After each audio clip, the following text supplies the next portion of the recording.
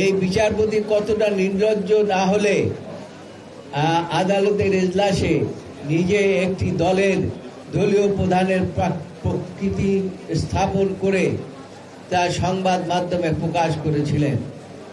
অতীতে সুপ্রিম কোর্টের এজলাসে ভাঙচুর, প্রধান বিচারপতির দরজায় লাথি মেরেছে এমন নির্লজ্জ দলীয় ক্যাডার ও বিচারপতি হিসাবে বহাল রয়েছেন। এটা খুবই দুর্ভাগ্যজনক। আমাদের ভাবতে অবাক লাগে, দেশের জনপ্রিয় রাষ্ট্রপ্রধান এবং স্বাধীনতার মহান ঘোষক শহীদ রাষ্ট্রপতি জিয়াউর রহমানকে ডাকাত দলের প্রধান হিসাবে আখ্যাদানকারী বিচারপতিও বিচার কার্যে এখনো নিযুক্ত রয়েছেন। প্রিয় সাংবাদিক বৃন্দ, আপনাদের নিশ্চয়ই মনে আছে বিগত ফ্যাসিবাদী হাসিনা সরকার তার অবৈধ ক্ষমতাকে দীর্ঘায়িত করার জন্য নগ্নভাবে আদালতকে ব্যবহার করেছিল। উচ্চ আদালত এবং অধস্তন আদালতের বিচারকদের নির্লিপ্ত প্রত্যক্ষ সহযোগিতায় এই দায় এড়াতে পারেন না। সারা দেশে হাজার হাজার বিরোধী দলীয় নেতাকর্মী ও সাধারণ নাগরিককে মিথ্যা মামলায় আটক আদেশ প্রদান এবং রিমান্ডে নিয়ে নির্যাতনের আদেশ প্রদান, এমনকি আইনশৃঙ্খলা রক্ষাকারী বাহিনীর গুম খুনের সহযোগিতা হিসাবেও নির্লজ্জ আদেশ প্রদান করেছেন অধস্তন আদালতের কিছু উচ্চাভিলাষী বিচারক।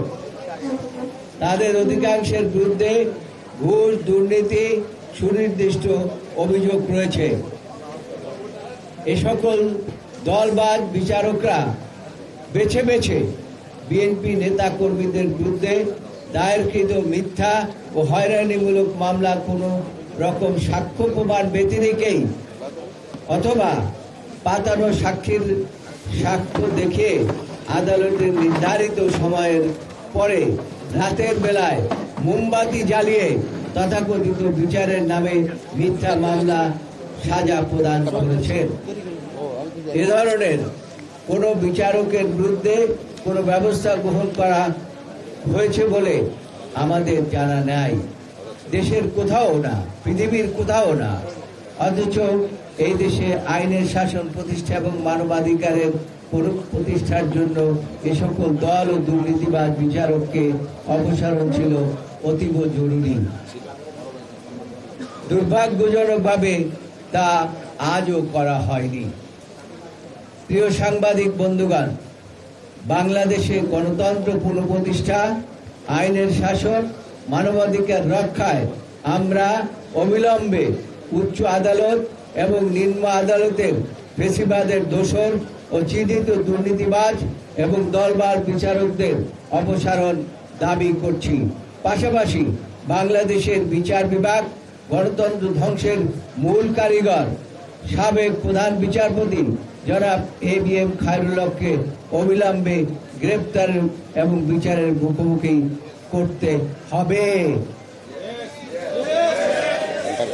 এই খায়রুল হকের কারণে যত হত্যাযজ্ঞ এই বাংলাদেশে, যত গুম খুন যা কিছু হয়েছে, সব কিছুর মূল হোতা হচ্ছেন এই খায়রুল হক।